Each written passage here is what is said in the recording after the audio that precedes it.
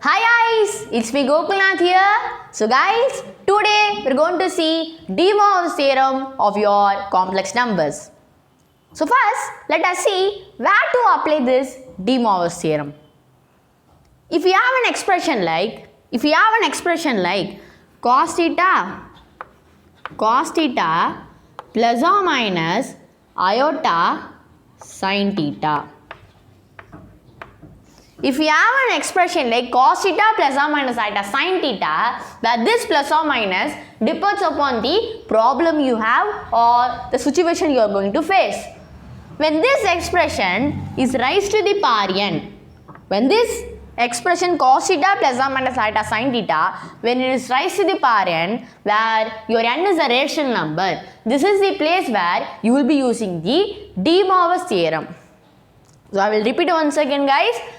Cos theta plus or minus iota sin theta. When you have a base like cos theta plus or minus iota sin theta, and you know what is iota, right? Root of minus 1.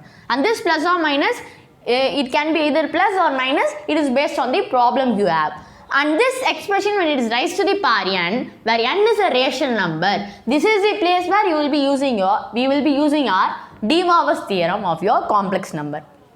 So I can't say de Moivre's theorem is a chapter of complex number. Even I can say it as it is a chapter of, it comes in the chapter of trigonometry. Okay. So it comes in the chapter of complex number and also trigonometry.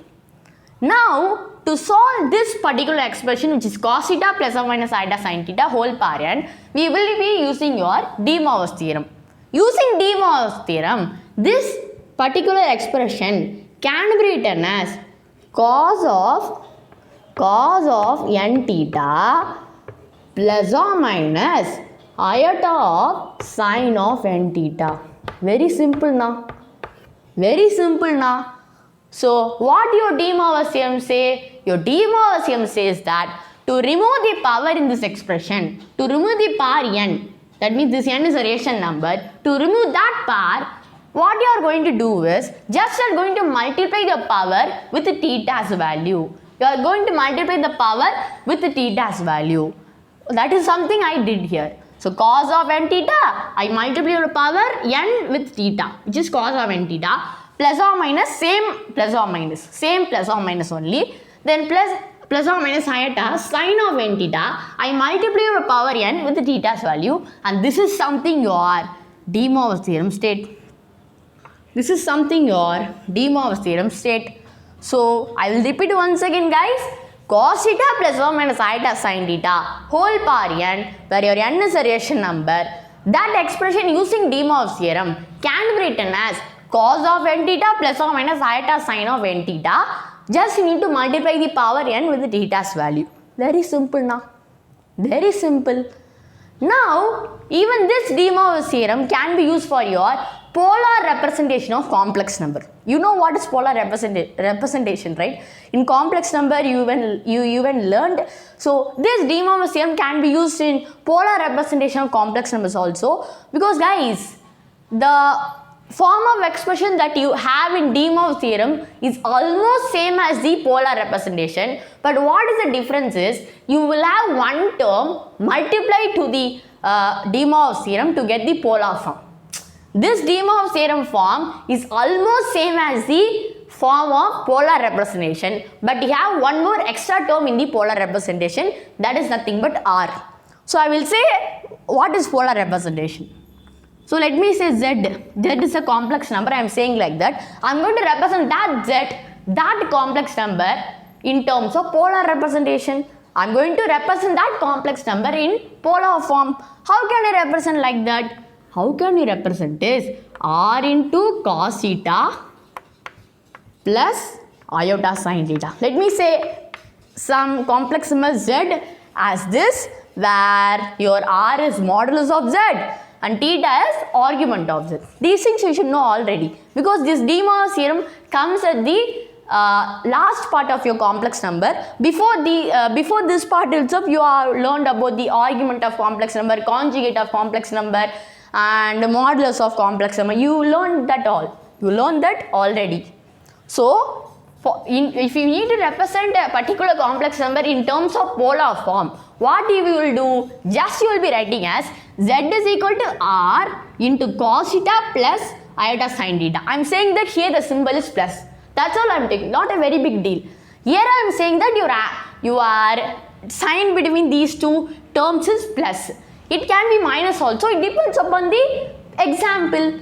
Here I gave plus because that's my wish. If your wish is minus, you put it. Anyway, you will be getting the same answer. Not same answer with a different sign. That's all. Very simple. Now, we know z is equal to r into cos theta plus iota sin theta is the polar representation of complex number. If I need to find the value of z par n, what will happen? What will happen is just you will be doing r into cos theta plus iota sin theta whole par n. That's what you will be doing. Because z is polar representation of complex number, which is r into cos theta plus iota sin theta, and z bar n will be nothing but r into cos theta plus iota sin theta whole par n. When you do that, you will be getting r par n into cos theta plus iota sin theta whole par n. Because z is this expression, so z par n will be nothing but r par n into cos theta plus iota sin theta whole par n. It's very simple, na? It's very simple. Now, using de Moivre's theorem, your z par n can be written as r par n into what is cos theta plus iota sin theta whole par n? And that is something your de Moivre's theorem states. It states that cos theta plus or minus iota sin theta whole par n is cos of n theta plus or minus iota sin of n theta. Using this de Moivre's theorem, I would say that this particular expression will be nothing but cos of n theta plus of iota sin of n theta. It's very simple. Okay. And now you don't need to write the power at all. In the de Moivre's theorem form, did I write the power? Did I write the power? Not at all. Not at all. So, in the final de Moivre's theorem expression, you don't need to write the power on a whole because already multiply your power with theta's value. That is nothing with the argument of complex number. So, your z is this expression. Z par n will be r par n into cos theta plus iota sin theta whole par n. So, r par n into, using de Moivre's theorem, this expression can be written as cos of n theta plus iota sin of n theta. Why I am having n theta? That's your de Moivre's theorem. Just need to multiply the power with theta's value. I solve this expression using de Moivre's theorem. And 1 minute guys, I will take the duster.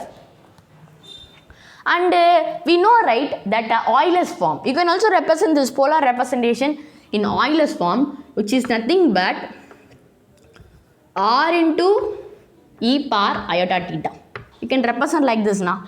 Your z, which is r into cos theta plus iota sin theta, can be represented as r into e par iota theta. If I need to find the value of z par n will be nothing but re iota theta, re to the power of iota theta whole par n. This will be nothing but r par n into e par iota theta n.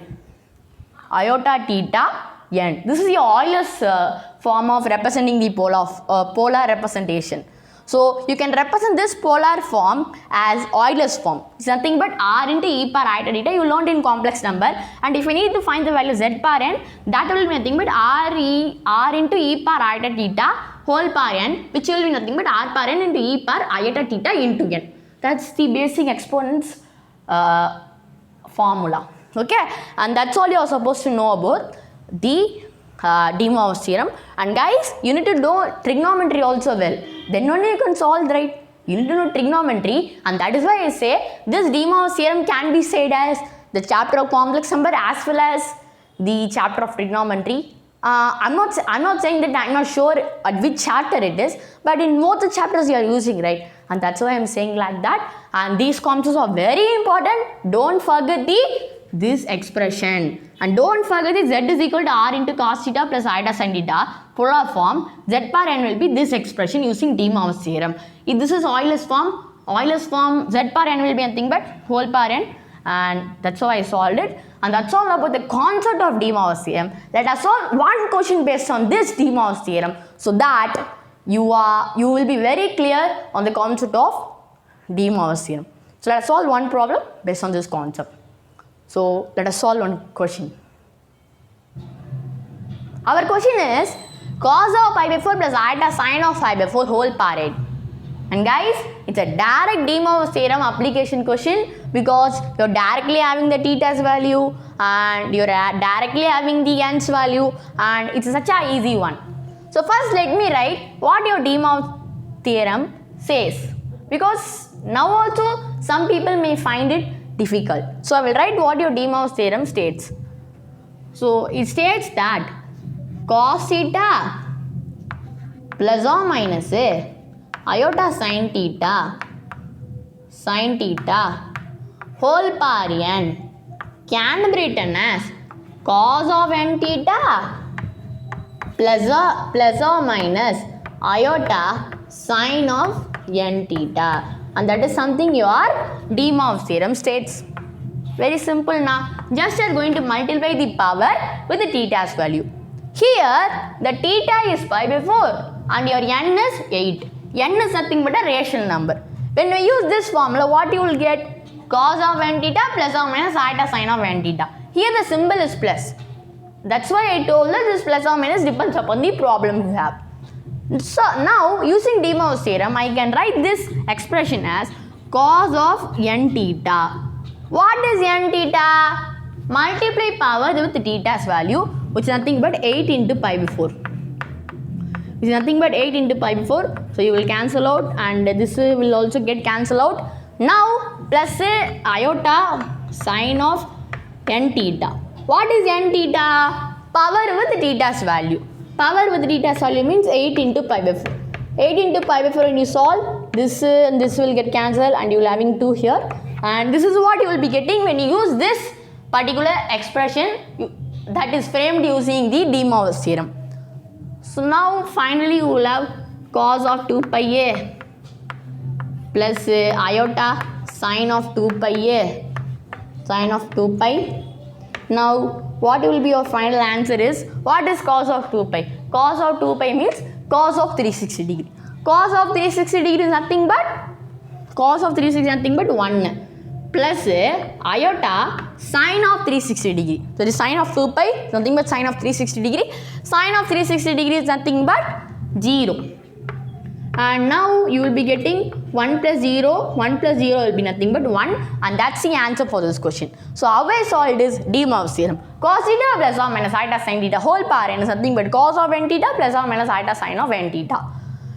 Just you are going to multiply the n with the theta's value. Using that formula, this looks like a form of this expression where your theta is pi by 4 and your n is 8. So that is nothing but cos of n theta, just multiply your power with theta's value. Cos of 8 into pi by 4 will be nothing but 2 pi a and plus iota sine of 8 into pi by 4, which is 8 into theta. N into theta value is nothing but 8 into pi by 4 will be 2 pi a. So cos of 2 pi plus iota sine of 2 pi. So cos of 2 pi is plus and plus of iota into sine of 2 pi. Sine of 360 degree is 0. So 1 plus 0 is nothing but 1, and that's the answer for the question. And I hope you guys would have enjoyed the solving part of this question. And guys, don't expect direct de Moivre's theorem questions in JEE mains. Okay, don't expect like that. In JEE mains, they will be asking twisted question and they will be mixing many concepts together. One time I was solving a quadratic equation question and they included de Moivre's theorem in that. So you can't expect directly, but it can be mixed with other chapters. So this is your answer for this question, and one is the answer. And I hope you guys would have understood the concept de Moivre's theorem of your complex number, and we can say it as trigonometry. And that's all, guys. Thank you. Make education simple.